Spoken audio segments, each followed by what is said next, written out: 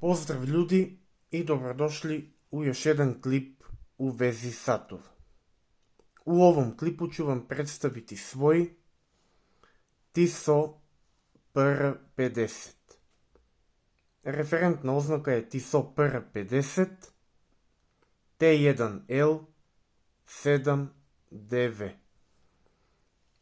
U pitanju je sat od titanijuma, izuzetno lagan, prečnika 36 mm sa prikazom datuma na poziciji broja 3.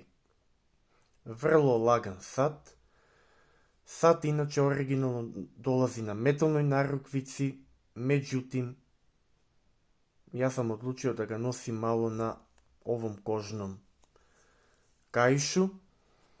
Sve u svemu vrlo dobar i lep sat. To je to, pozdrav.